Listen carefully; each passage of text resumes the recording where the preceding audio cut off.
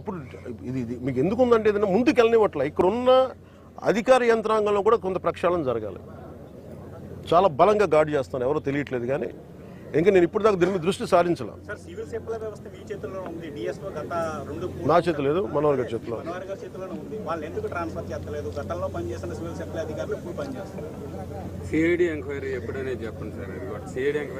అన్నీ చెప్తాను. ఇప్పుడు నేను మీకు తెలుసు కదా, when I give a word I want to take a very strong action. నేను నా మాటకు నేను కట్టుబడి, ఎందుకంటే లా అండ్ ఆర్డర్ నా చేతిలో లేదు. లా అండ్ ఆర్డర్ ఎందుకు మీకు ఎగ్జాక్ట్ ఈ టైం లైన్లో నేను ఇస్తాను అని చెప్పే నా దగ్గర ఆ అధికారం నా దగ్గర లేదు. నా దగ్గర ఏముందంటే ఇది కూర్చో will bring them to justice. అది సిఐడికి మించి ఉండాలా, లేదంటే will I appeal to CBI, ఇవన్నీ మేము అంతర్గతంగా క్యాబినెట్లో తీసుకునే నిర్ణయాలు. అందువల్ల కేవలం మీరు సిఐడికి పరిమితం చేస్తాం, సిఐడి దాటి వెళ్ళాలా. ఎందుకంటే అసలు టోటల్గా మ్యారిటైమ్ సెక్యూరిటీ ఇష్యూస్ ఏమున్నాయి, ఇది చాలా కొంచెం పెద్ద స్థాయిలో చూడాలి.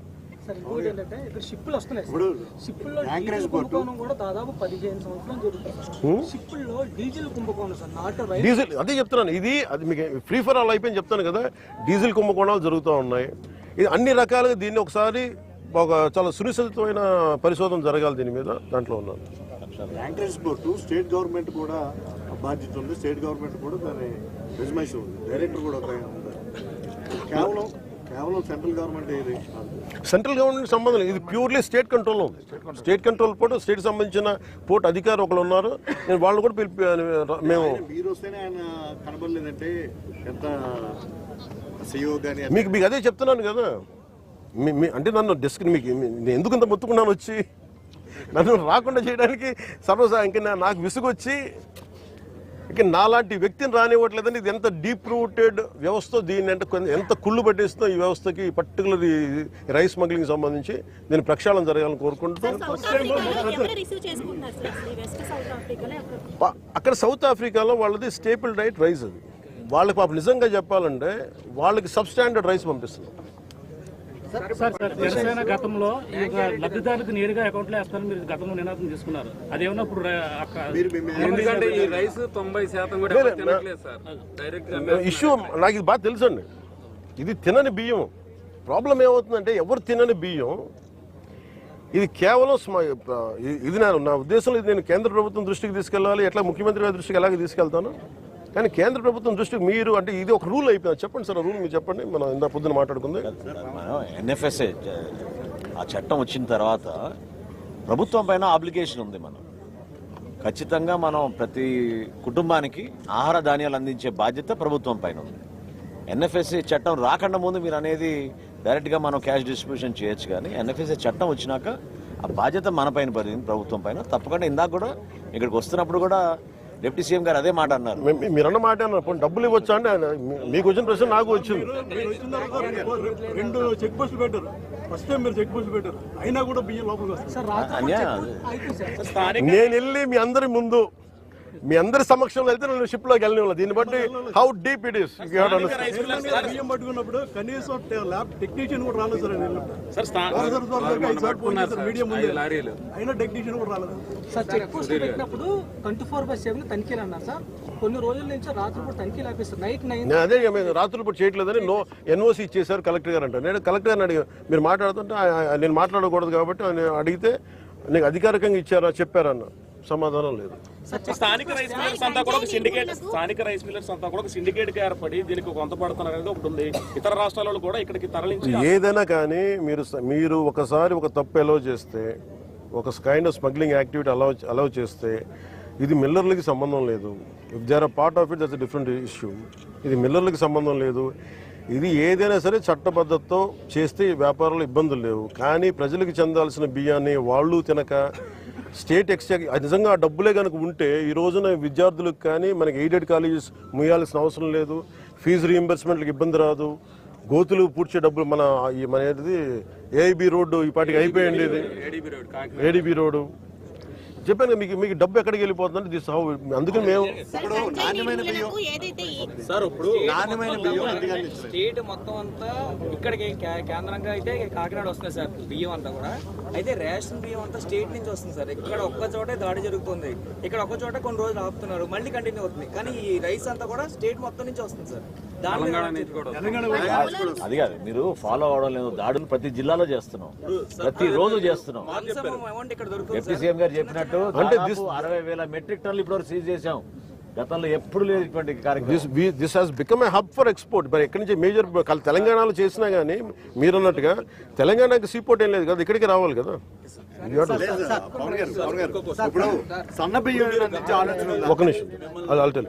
గత 2 నెలల నుంచి మీరు పోర్టుకు రావాలంటే మిమ్మల్ని అడ్డుపడుతున్నారు. ఇప్పుడు కూడా పోర్టు సి లోపల కూడా మిమ్మల్ని లోపల తీసుకెళ్లే దానికి కూడా కొంత ఇబ్బందులు సృష్టించారు అన్నారు. అంటే దీని వెనక ఎవరు అనే దాని మీద మీరు కీలకంగా వారి మీద పెట్టాలి కదా. మీరు అసలు మీ వెనకాల ఎవరు అంటే ఇది శక్తిలో ఒక గ్రూప్, ఇది ఒకళ్ళు కాదు, ఒక వ్యక్తి కాదు.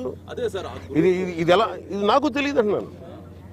నాకేం అర్థం. ఫస్ట్ మీరు చెప్పారు సార్ ఇప్పుడు ఎక్కడ ఏం లేదు అంతా బాగుందంటే సరే మీరందరూ ఉదాహరణకి ఏదో చెప్పారు అనుకున్నా, మీరందరూ ఒక సీనియర్ జర్నలిస్టులు, మీకు అవగాహన ఉంది. కానీ మేము మీరు చెప్పిన మాట మేబీ ఎందుకు ఎదురెళ్ళటం రాను. నాకేం చెప్తారు వస్తే సార్ అక్కడ కొంచెం ఇబ్బంది అవుతుంది సార్, మీకు సెక్యూరిటీ కల్పించలేం, ప్రొడక్షన్ చేయలేం, లేదంటే సింపుల్గా నాకు ఎందుకు ఆప్ చేస్తారో చెప్తాం. సార్ మీరు వస్తే అక్కడ ఎక్స్పోర్ట్స్ ఆగిపోతాయి, టైం లైన్ ఆగిపోతుంది, అక్కడ మీరు కరెక్ట్గా కూర్చోబెట్టి మళ్ళీ మనకి ఇంటర్నేషనల్ ఇష్యూస్ వచ్చేస్తాయి అంటారు. నేను అనవసరంగా వెళ్ళి ఈ జంజాటం నేను ఎందుకు ఇరుక్కోవడం, మళ్ళీ ఆ చెడ్డ పేరు మళ్ళీ మన రాష్ట్రానికి ఎందుకని నేను అనుకోండి. ఇలానే ఒకసారి అయిపోయా, ఇంకోసారి ఏమో లేదు సార్ చాలామంది జీవితాలు పాపం కార్మికులు రోడ్డున పడతారన్నారు. కార్మికులు ఎందుకు రోడ్డున పడతారు? కార్మికులు ఎవరు స్మగ్లింగ్ చేయాలని అనుకోరే, వాళ్ళకి ఇస్తే బస్తా తీసుకెళ్ళి లోపల వేయాలి, మనకి ఎక్కిస్తారు, లేబర్ ఛార్జ్ ఉంటుంది. అంతేగాని వాళ్ళకి స్మగ్లింగ్ సంబంధం ఏముంది? పట్టుకున్న బియ్యం బ్యాంక్ గ్యారంటీ అంటున్నారు, దానికి గ్యారంటీ ఉందని చెప్పి అట్లీస్ట్ అది మనోహర్ గారి పోరాటం అండి. అది కూడా మనోహర్ గారు కూర్చోబెట్టి మాట్లాడి చేశారు. అలాగే మీరు అంటున్న ఈ క్వాలిటీ బియ్యం అంటే ఇది సమిష్టిగా మేమందరం కూర్చొని ఇది ఉంది, ఈ థాట్ కూడా ఉంది. తినని బియ్యం ఇవ్వడం దేనికి, తద్వారా అది ఎందుకంటే ఈ ప్రాబ్లం ఏముందంటే ఇది జస్ట్ స్టేట్ సబ్జెక్ట్ కదా, సెంట్రల్ సబ్జెక్ట్ కూడా. అందుకని దీన్ని నాకు నిజంగా మొన్న ఈ విషయం కనుక ఇది మన ఢిల్లీ పర్యటన ముందు కనుక జరిగి ఉంటే ఖచ్చితంగా నేను వెళ్ళి కేంద్ర civil supplies minister Prahlad Joshi గారిని కలిసేవాడిని. సార్ ఇప్పుడు శాఖాపరమైన చర్యలు అలాంటివి తీసుకుంటారు. ఇప్పటికే అధికారులకు చాలా సీరియస్ గా వార్నింగ్ ఇచ్చారు. మీరు ప్రజల కోసం తెగించి సముద్ర మధ్యలోకి వెళ్ళారు. సో అలాంటి అధికారులు ఎందుకు వెళ్ళకపోతారు? లోపలికి వెళ్ళి ఆ సీలో అన్నట్టు కలెక్టర్, జిల్లా కలెక్టర్ ప్రాణాలు తెగించి వెళ్ళారు, మీరు వెళ్ళారు, కానీ అధికారులు ఎందుకు వెళ్ళకపోతారు? కలెక్టర్ ఎప్పుడు వెళ్ళారు? కలెక్టర్ ఎప్పుడు వెళ్ళారు?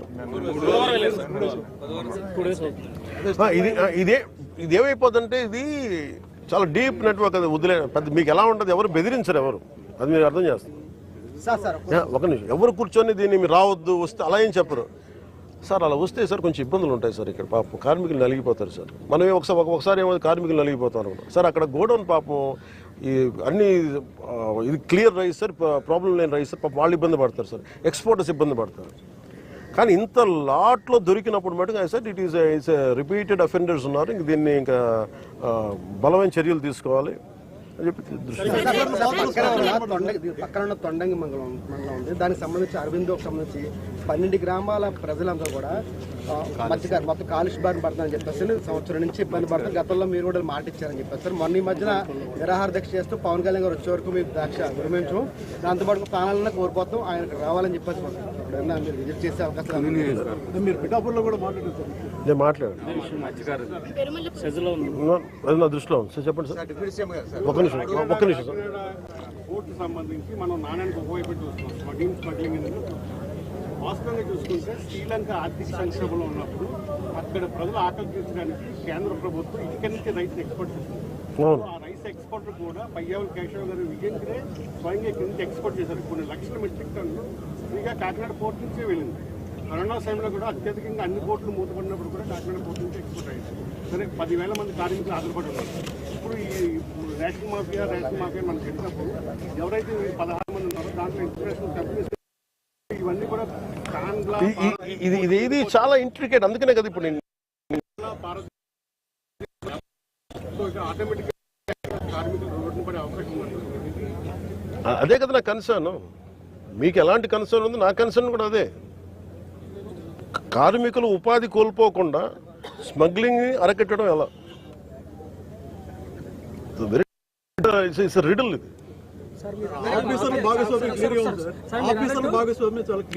చాలా స్పష్టంగా ఉంది. అది ఎవరు చేస్తాయి అనేది మనకి సిఐడి ద్వారా ఉండాలా, సిబిఐ ఉండాలా, లేదా ఎలా ఉండాలనేది మీరు చెప్పండి సార్. ప్రభుత్వంలో కీలకమైన పదవిలో ఉన్నారు, ప్రభుత్వంలో ప్రధాన పాత్ర పోషిస్తున్నారు. నేను ప్రెస్ మీట్ స్టార్ట్ చేసిన కాడి నుంచి కూడా ఇది నా చేతిలో లేదు, నన్ను ఎగవట్లేదు, నన్ను చుట్టూ తిప్పుతున్నారు అంటే అన్ని చేయగల ముందు కూడా మీరే చేయకపోయినట్టయితే పరిస్థితి ఏమి సార్ హౌ ఇంట్రికేట్ అనేది. ఇప్పుడు మీరే మీ దగ్గర కాన్ఫ్లిక్ట్ ఉంది, మీ ఇద్దరికి, మీ ఇద్దరు జర్నలిస్ట్, సీనియర్ జర్నలిస్టులు, మీ ఇద్దరికే కాన్ఫ్లిక్ట్ ఉంది. ఆయన 10,000 మంది కార్మికులు ఉన్నారు,